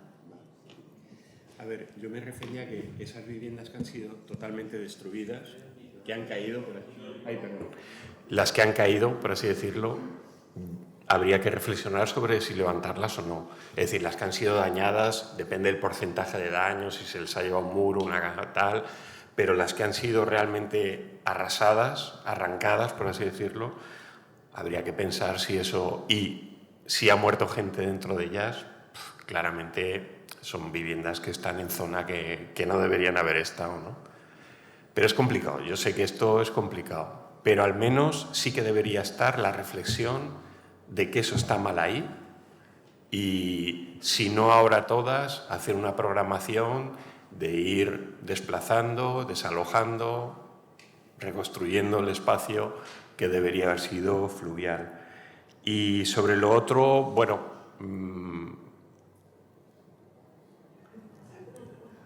estamos en expectativa. Pero sí que, y en esto comparto una idea con el profesor Jan Romero, porque lo hablé con él. Yo creo que no es el tiempo de comisiones unitarias, es el tiempo de comisiones mixtas entre administraciones. Pues sí. No va a valer de nada una comisión generada por el gobierno central, digamos, y otra por la autonomía o por agrupaciones de municipios. No va a tener mucho sentido. Una de las cosas de los planes de reconstrucción es que tienen que surgir de abajo arriba. No pueden surgir de arriba abajo porque eso está condenado al fracaso. Tienen que surgir de la gente afectada hacia arriba, hacia la política. Y para eso hay que trabajar de manera coordinada. Estado central, autonomías, gobiernos locales. Eugenio, la ultimísima. La ultimísima. Ha sido la primera. Es que nos echan directamente. Sí. Sí. A ver. Esta mañana ya la he dejado sin hablar. Hay 3 personas. Venga, comentario por aquí. A ella la he dejado sin hablar. Perdone, bueno, es que ahora ya me Sí, da perdonar, que esta le mañana ya la he cortado. Le he preguntado al profesor Javier Esparcia si no puede contestar alguien de su equipo, que para mí es muy importante el tema de las infraestructuras verdes, que además se definen a través de los paisajes que tienen más valor, aquellos que conectan espacios, que además se han de definir con carácter previo a las decisiones de transformación del territorio, y si nos apoyamos tanto en el Convenio Europeo del Paisaje, que da importancia a todos los paisajes, como el Reglamento del Paisaje, etcétera, no entiendo por qué, si estos mecanismos permiten unas formas de consulta que refuerzan la calidad democrática de participación para transformar estos territorios, no se hace caso. O sea, es como que el paisaje es una garantía de participación ciudadana para esa transformación y que se tiene que legitimar en la toma de decisiones, pero sin embargo no se hace. Por lo tanto, frente a los problemas que estamos teniendo ahora sobre el cambio climático, y ante la necesidad de esos espacios de transición y de cinturones verdes, que si recordamos antiguamente, históricamente, por la producción de la seda en Valencia, estaban las moreras, etcétera, etcétera. O sea, ¿por qué no recuperamos esos mecanismos? Eso sería una pregunta a ese equipo. Y al otro equipo le quería preguntar al profesor sobre la vulnerabilidad comunicativa, que la ha mencionado ahí brevemente, pero para mí es un tema muy importante y necesario, porque aquí, por ejemplo, también hay una frase que se dice mucho de que para 4 gotas que caen, la que montamos, ¿no? No, aquí no se cierra nada, ¿no? Como la Universidad Politécnica y como muchas empresas. Bueno, a veces tienen que pasar cosas graves para que la gente reaccione, por lo visto. Entonces, mi pregunta sería: ¿estas comunicaciones de emergencia deben de tener un acceso rápido y directo? Además, debe ser una información ordenada, porque creo que es muy importante saber bien cuál es la información que se necesita, cuál es la coordinación entre instituciones, quién se tiene que responsabilizar de esto. O sea, el aviso es difícil. ¿Cómo se distingue una situación de alerta? ¿Cuándo y cómo hay que avisar? Gracias, por fin. Ella quería hacer una pequeña puntualización. Vamos a pasarle a esta... no me acuerdo. Samira, perdón. Lo siento, perdona. Que va, tranquila. Es porque era una... Muy rápidamente, simplemente. Y los demás se van pensando la respuesta. Y por aclarar, Sí. y por transparencia, Sí, perdona, de toda la comunidad científica que está aquí, por la pregunta que le han hecho directamente a Jorge. Comentarles, porque lo estábamos ahora comentando Javier y yo, hace unos meses, hace muy poquito, después de la DANA, justamente desde el Ministerio nos convocaron a varios de los compañeros, entre ellos el profesor Martín Vide y a mí misma, para una comisión de expertos para discutir con el Ministerio, digamos, para generar una especie de recomendaciones desde la comunidad científica, que en ese momento se limitaba a 6 compañeros en ámbitos muy particulares. Es decir, no sabemos eso realmente ni en qué se ha convertido ni qué propósito tenía, pero como siempre la comunidad científica acude a las llamadas que nos hacen de manera altruista, pero bueno, simplemente para que lo sepamos todos. Gracias. Contestamos a... Bueno, Eugenio, si quieres. Es que como han preguntado. Venga, Eugenio, termina de preguntar y aquí ya solo hay contestaciones. Es que nos cierran. Es que el problema es que nos cierran. Habrá que continuar.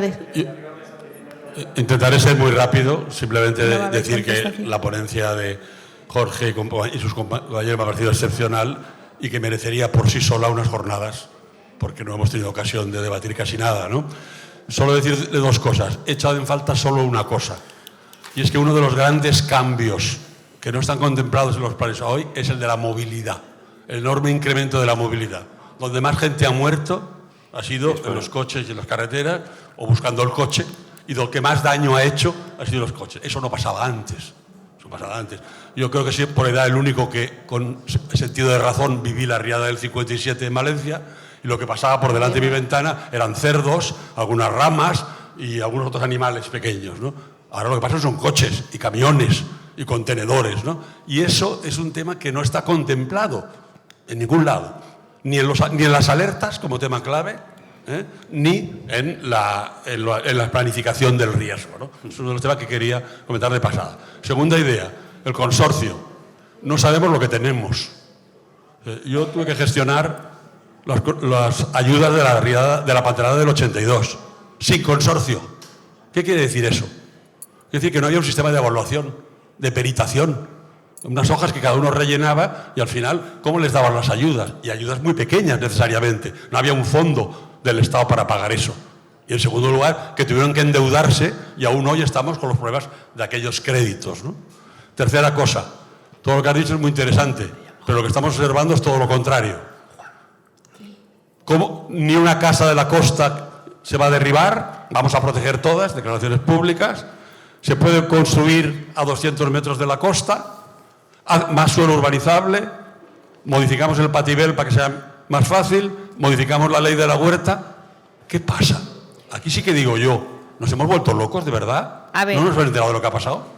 Las respuestas las vamos a tener que hacer en la calle porque nos echan. Un momento antes de que todo el mundo se vaya, sí que quiero recordar a los ponentes y miembros de las ponencias que vienen de fuera, que tienen un ticket de cena en el hotel a cargo de la universidad. O sea, pueden cenar en sus hoteles a media pensión. Siento mucho el tener que cortar justamente cuando el debate se pone tan interesante. Hay personas que se han quedado con las preguntas un poco en el aire y las reflexiones también, pero aquí nos cierran y de verdad que mañana seguimos, pero pasar aquí la noche no va a ser interesante. Gracias a todos por estar aquí hasta estas horas.